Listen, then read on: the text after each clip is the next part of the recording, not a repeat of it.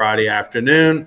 Don't forget to stop by Tremonti's anytime today before, 5, Tommy? Is that when they close? Yeah, and they got a couple specials I'm going to tell everybody about in just a second. Yeah, so make sure you stop by there before 5 and get some wine, get you some great food for the weekend and all that kind of stuff. But listen, today on Sports Source Daily, we're going to get into talking about, the Joe Burrow hype machine is in full effect. I mean, everywhere you turn, national media is talking about Joe Burrow. That's great for LSU. That's fun for the fans. And, he's bringing on believers every day. Also, we're going to talk about the LSU football final recruiting class. They don't make it into the top 10. That hasn't happened in a while. Now, granted, the recruiting class isn't finished because you got transfer portal spots still. But also, Doug Peterson out as New Orleans Saints candidate. His name was listed as somebody who interviewed for the job, the former ULM quarterback and Super Bowl winning coach. He is now going to be in Jacksonville, takes the Jags job, which is great for Trevor Lawrence, right? He has a quarterback coach. That's what he's known for.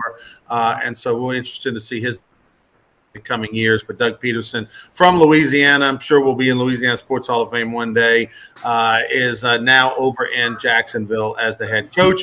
What does that mean for the Saints? We'll see.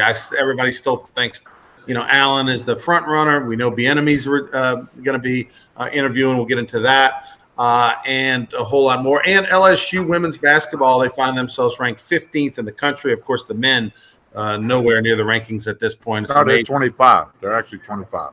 Why? I don't know, but they're 25 with the game at Vanderbilt tomorrow at 5 o'clock. Because I looked for the line a few minutes ago. Line's not posted, but they're listed at 25. I'll tell you what. I'll give me the. I don't know what country they're listed at 25th in, but they're listed. Give me everybody. Give me all top 24 against them in the spread. I'll take it. I mean, that's so ridiculous. How can they be ranked when they're 4 and 5 and they've looked atrocious the last 3 weeks? But anyway, good for them. That means nothing, but good for them. All right, TK. So where do you want to start with all the topics we got here? First, let's go Doug Peterson. He was a guy that, you were seeing reports. A lot of people were thinking he had a realistic chance, had a good interview with the Saints. That's the reports, but instead he goes to Jacksonville, and I would assume he took the Jacksonville Jaguars job because he was kind of told by the Saints that he was not, he wasn't a candidate, he was out, or he would have probably held on a day or two, right, to see if he would get the Saints. That'd be a better job over Jacksonville, I would think. Well, Doug Peterson has won a Super Bowl, and he was backup quarterback to Brett Favre in Green Bay. He's a very close with Brett Favre. He's considered a quarterback guy kind of thing. Well, you got Trevor Lawrence in Jacksonville. So, obviously Urban Meyer did nothing for Trevor Lawrence. So maybe Doug Peterson can. He has won a Super Bowl, and, he's a Louisiana Monroe product. And so we'll see if he can have some success there. I know a few people that know Doug, and they say he's a straight up dude. I've never met him. He's a straight up dude. And, hey, he won a Super Bowl. There's not a lot of people who can say they're a winning coach in a Super Bowl in NFL history, but he's one of them. So I think they got a long way to go in Jacksonville, but we'll see if he can get it done. And he probably, for lack of a better word, came on the cheap. He didn't have a whole lot of leverage, although he's a Super Bowl winner. But the owner of Jacksonville's got, a lot of money, and I'm sure they work something out. Contract details will come out. But it'll be curious to see if he can make that thing happen. I think he's a good coach, Tommy. I know. Yeah, I do too. I know the way the Carson Wentz thing kind of dissolved, but so you either give Doug Peterson, you either give him a hard time and you say, well, he didn't do a great job as a quarterback's coach because of the collapse of Carson Wentz in Philadelphia, or you say it's more has to do with Carson Wentz, right? I mean, maybe a little bit of both, but do you give credit for Peterson?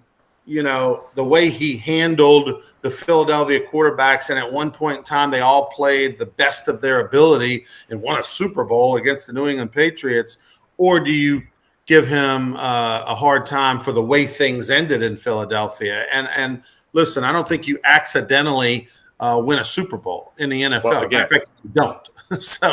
So I'll take a proven Super Bowl winning coach, a guy who's done it. And, oh, by the way, did it without the best talent in the world, right? I mean, you knock off Tom Brady and the New England Patriots in a time where they're rolling with quarterbacks that are not that great.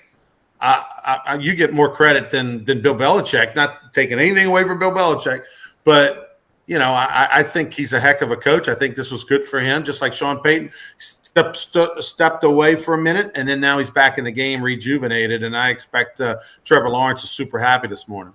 Yeah, I would think he is, and his development is going to be a key factor in whether or not the Jaguars can turn it around. The Joe Burrow hype in the Super Bowl, Tommy. I mean, is there anything you can compare this to? I mean, as far as the attention he's been getting, and we're not even to week 2 yet, but he's the lead story about this Super Bowl. It's not the Stafford redemption. It's Joe Burrow first and foremost, and the fact that he's got the Bengals there for the first time since the 80s, and how he's turned around this franchise in 2 years. Well, and it's a meteoric rise, but it really started, the season he had at LSU with the 60 touchdowns, the Heisman Trophy, gets hurt last year, bounces back, a team that won 4 games last year, 2 when he was quarterbacking before his injury, and all of a sudden he's got his team in the Super Bowl. So I think the whole picture here of, 2019 LSU, Heisman Trophy, and now the success he's having, many people arguing he should be the MVP of the NFL. I don't know if that'll happen or not. I think it would be deserving because of what he's done with this Cincinnati team. It's a meteoric rise. I'm trying to think, somebody else who in a two and a half year window shot up so high. I mean, it may not be matched. You may not be able to think of somebody who, went from the guy who transferred from Ohio State into Baton Rouge. He had the 7 overtime game with A&M. He got a lot of publicity for that. And then the 2019 season. And now he's got the Bengals, the Cincinnati Bengals in the Super Bowl. He's won 3 games on the road in the playoffs. I mean, 2. Raiders was at home. So, I mean, it's unbelievable, his rise. And they're talking about when he played youth football, and they got pictures of him playing high school basketball. I mean, it's everywhere. And I like this comment. He's got the bling on, and after the game, you heard that they asked him, Ronnie, if those diamonds were real, and he said, I make a lot of money. They're real. How about that? Here's the great thing about when you have a lot of money, Tommy, it doesn't have to be real. Everybody's going to assume, right? Nobody's going to question. If you're an NFL player or a movie star or a doctor or a doctor's wife or anything like, nobody's ever going to assume that watch is a fake, that purse is a fake, that jewelry's a fake. That's the exact perfect time to wear a fake or to buy a fake because you can save the money and you get the credit. It's when you go to the local Circle K and the guy behind the counter's got diamond stud earrings taking your order. You're like, wait a minute, obviously they're fake. So you got to know your place. You and I walk around with stuff like that. People are going, I don't know if that gold chain's really TK's from back in the day. Ronnie, your watch is pretty sporty. Well, yeah. Let's not say anything about that because I don't want people to know where I live. All right, so I look, the Burrow thing is great for LSU, and it kind of, look, we wouldn't be as excited. We love Jamar Chase and we love Andrew Whitworth and we love OBJ and we love any LSU player that's playing in a Super Bowl. Okay. But do we love Tyler Shelvin though? I don't know about that. The dude didn't play. He could have played. He decided to sit out. I don't know if we love him, but the bottom line is that, we pull for the Tigers. But it's something different. It's a next level thing with Odell Beckham Jr. I was talking to somebody yesterday who's not really a sports fan, and they were like, "What is this Burrow hype? Like everybody's excited, for Burrow in Louisiana as if he's playing for the Saints." And it's like, and I tried to explain it, and I said, 2019 was such a magical year for LSU football. It was the greatest season you could possibly have. Not to say that there won't be others that duplicate it or maybe even be a slightly better, but it's the greatest season you could ever have, 15-0, and you beat all the big dogs, and you beat Alabama at their place, your big rival. And you not only did you win the Heisman, you won every other award there was on the planet. And then you won the national championship. come from behind fashion and dominant fashion in the Dome in New Orleans. Like, it was just a dream, magical season. There'll never be another season like it. This will be the one that we'll be talking about for 100 years from now. And I think because it just resonated with the fans of Louisiana, and it was so unbelievable. It was a movie. They might even make one day. That's why Joe Burrow has a special place in the heart of LSU fans. I never really thought LSU would win another Heisman after Billy Cannon, Tommy. I just didn't, and especially didn't at the quarterback position. Well, if you look, this is what the national people are looking at. If you look at LSU and at the with the Bengals, in 6 win-or-go-home games, he won. At LSU, they beat Georgia, Oklahoma, Clemson. Now they've beaten the Raiders, the Titans, and the Chiefs. He's 6-0 in recent win-or-go-home playoff games. You know, I mean, that says it. You know, I mean,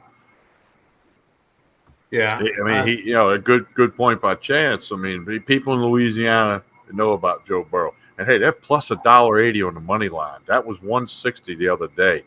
I'm just saying, a little early thought there that a lot of people think they're going to win straight up. Point spread's still at 4, but we'll see. Let's see. Lisa, some comments on Doug Peterson going to the Jags from earlier. Good morning, Steve, Rachel, Cade, you name it.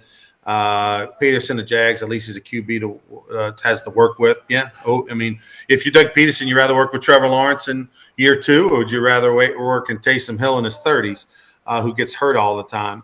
Doug, definitely a great guy, fellow Indian alumni. I wish him the best. You know, funny story about Doug Peterson, TK. You know, he was coaching high school football at Calvary Baptist in Shreveport, I think for 4 years, maybe 5. He was also assistant baseball coach. I mean, you know, he was over there at first base holding batting gloves, you know. Well, you know, Ronnie, when I did a Calvary Baptist game on the radio early in the prep season at Rummel, station from Shreveport, you know, hired me out. And the guy I did the game with said, you know, Brett, when Doug Peterson was coaching there, like Brett Favre would just show up and hang out at practice, throw balls with the guys. I mean, you know, who knows? Maybe Favre joins the Jaguar staff. I don't know, but and they spoke very highly of Doug as a person. You know, but you're right. The fact that he was in high school, and he also said, hey, "I'll be the assistant baseball coach." It's pretty cool.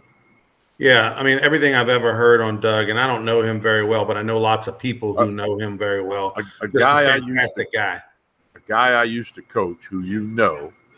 And Cyril Crutchfield, you know, he's coached high school football forever. I think he's at Bogalusa now. He's bouncing around a little bit. He and Doug are very close. And Cyril, who I coached at Covington High, has told me a lot of great things about Doug.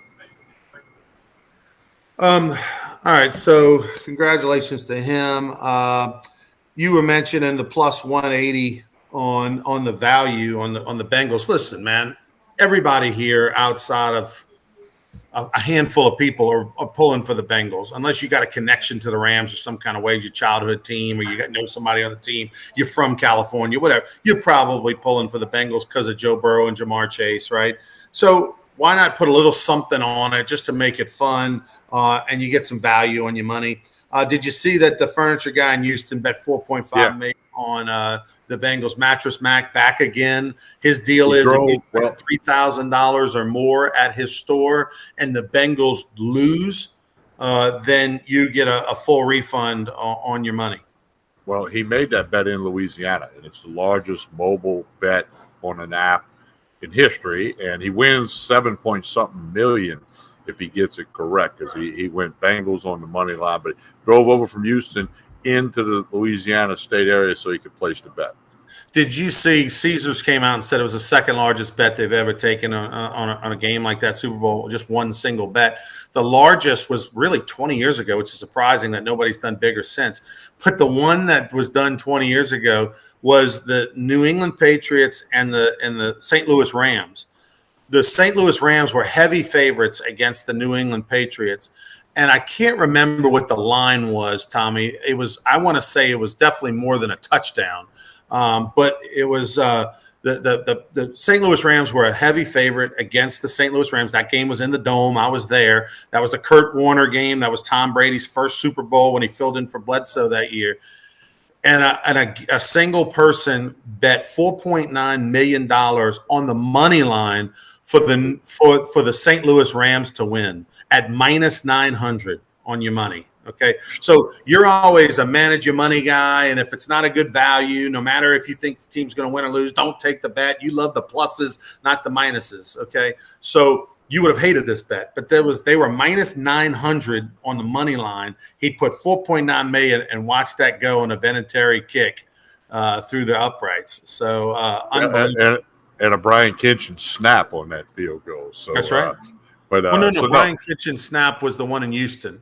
That was the one in like 04 or something like that. He wasn't on that team that year, you know. But anyway, this was the second. I don't like the money line favorite. I mean, I don't think I've ever bet even $10 on that. Well, you'd have to bet more than that. But but I do try to find value, like Bengals plus 180. I mean, $100 gets you 180. It's hard to get that kind of return on $100 in a 4-hour football game. A lot of people not thinking that Joey B and them have much of a chance. Sydney says, I'm not buying that Rams DL is going to make it a long day for Burrow. And that's the concern, right? If you're pulling for the Bengals and Joe Burrow, it's that D-line of the Rams, which is the best in football. Well, and that's why you're going to see the quick passes, the bubble screens, the quick slants, Joe Mixon out of the backfield. They're going to try to slow that line down a little bit. And then that's a good point by Sid, because that's the thing that you look at and go, okay, that's the biggest challenge for the offense of the Bengals. Saying he gained, Joey B gained Byron's toughness, leadership, confidence, and humility stands out in today's sports world. His teammate will run through a wall for him. That was, talking about he gained his respect back in 2019. No question about it. His teammates love him. And I don't know about the humility anymore. Got a little swagger, got a little confidence, got a little cockiness. Kind of always did, but now he's just expressing it a lot more. From his days at LSU. Let's talk LSU football for a minute. A little bit of a mixed bag, Tommy, when it comes to recruiting for LSU. The high school side, the old school high school side, they finished outside the top 10. They didn't do very well. They didn't get all the players they wanted. They didn't throw the blanket around the state of Louisiana, the wall around the state of Louisiana, like they kind of had been doing, probably getting 95% of the players that they wanted, 95% of the players that they wanted from the state of Louisiana. Not the case under year one of Brian Kelly. Did very well in the portal, extremely well in the portal. What's your takeaway of the recruiting class? I don't know. Do you say it's because it's a new coach, the new staff, and the relationships that you have to have were very short amount of time? Although, he recruited Danny Lewis at Notre Dame, so the relationship was already there. And he's getting ridiculed a little bit about, the video, and then Lewis goes somewhere else, So, but it's all part of it. I mean, recruiting has changed. You got to placate these young kids who have never taken a snap in a college game. And, that very few of these young kids are a guarantee to be successful. But the Brian Kelly thing, I think it's kind of where it should be. Thank goodness for the transfer portal, because that's going to boost it a little bit. And they still got a couple of slots they could fill if they got their eye on somebody. I know they were looking for Caleb Williams, but he ended up going to Southern Cal. There was conversation trying to get him in here, but, recruiting is recruiting. It's always been what it is, and now the landscape's changed with social media, and these kids talk to each other a lot more than they used to. And, you just got to hope that they can, get through spring practice and have a good season in 2022. I've said it before. I think 2023 is when we get the first true picture or the true fingerprint of Brian Kelly on the program. Well, according to Chance Babin, he thinks LSU recruiting set the tone for 23 and 24. They'll put up a fence around Louisiana. Let's hope. Stephen Miller with a funny point. He says LSU can rack up in the portal in December 2022 when Texas A&M players flood the transfer portal. That's the whole thing, Tommy. Is I think we've got to kind of redo the way we think about recruiting. And it started last summer when a college baseball coach, I saw him in Baton Rouge recruiting the Baton Rouge Rougarou Texas collegiate team. He was at the game, and he said, you know what? He was at a mid-major, and he said, you know, I'm going to start recruiting the transfer portal more than I'm going to start recruiting high school, because if a high school kid comes in and in his case at a mid-major university, it doesn't matter the sport. If he plays too well his freshman year, he's going to go transfer to a big-time school, a Power 5 school.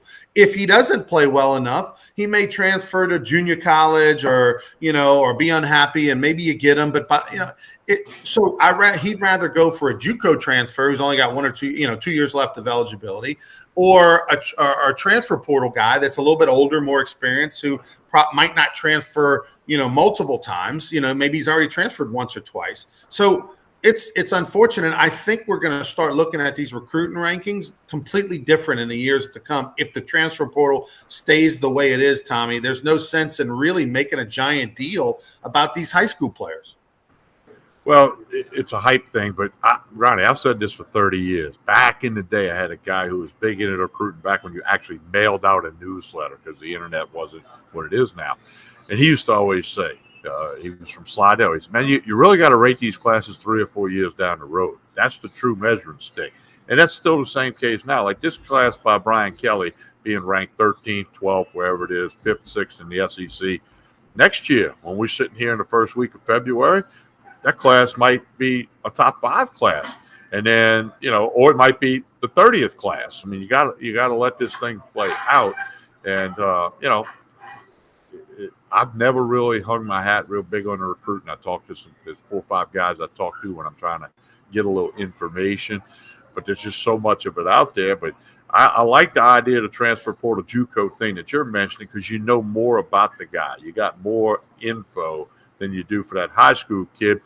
Taken to the baseball example, most very good high school hitters have never seen the pitching they're going to see if they get in the SEC or they get at LSU. They've never seen anybody can do that with the baseball. So, they got to adjust. And, it's a big adjustment in all sports. I mean, it's a big step to go play college sports after high school. Tommy, tell us about Tremonti's. Well, they got a specials going on right now. You got Valentine's coming up. You got the Super Bowl coming up. Chairman's Reserve whole brisket, $2.99 a pound. I repeat, whole brisket, $2.99 a pound, or you can get a Chairman's Reserve whole tenderloin. The whole thing, $24.99. You make like 10 steaks out of that. That's right here at Tremonti's. They're getting you loaded up. They got the Capital Cocktail, the special thing from Visit Baton Rouge. They got the recipe here and all the ingredients you need, the wine, the whiskey. Valentine's Day, gift cards, wine, get some steaks, get it all done at Tremonti's Meat and Seafood, Jefferson Highway, right down the street from Parkview Baptist School and Church. And they'll be glad to serve you the lunch special today is fried catfish with crawfish etouffee over it. So check out Tremonti's, follow them on Facebook, Instagram. I'm going to post the stuff about those special prices on the whole brisket and the whole tenderloin a little bit later today on Instagram. All right, so tomorrow morning, 10 to noon, we'll be over at LeBaer's Casino. LeBaer's Casino, of course, where you can bet, 24 hours a day, 365 over at LeBaer's. Come by and see us. They've got the machines. They've got the walk-up sports book. We'll be there 10 to noon in the stadium sports bar. A little breakfast in the first hour. I thought we had Calandros. You know what? You're right. Thank you very much. We're at Calandros. Well, yeah, no, we're at Calandros on government tomorrow, but you can still go to LeBaer's and make your go after. Bet on LSU. Well, here's the other thing. Hold the Rope Radio Sunday night, Sammy's Grill, 7 to 9. Jay Johnson's our guest. Come on out, meet Skip, meet Cano, meet Jay Johnson. Scott Rabelais is also going to join us. That's Hold the Rope Radio Sunday night on 104.5 ESPN Baton Rouge at Sammy's Grill. Come out and meet Jay Johnson. He's going to be there. The good news about Calandros is if none of y'all have ever been to Joel Davis's business, Wooden Haven Furniture Company, it's right across the street, the Calandros and Government. Walk right over, give Joel a hard time. He's there every Saturday right after the show, so you can go over there and check him out. All right, we'll be back tomorrow for Sports Shorts Radio and Sports Shorts Daily on Monday. Have a great weekend, everybody. Stay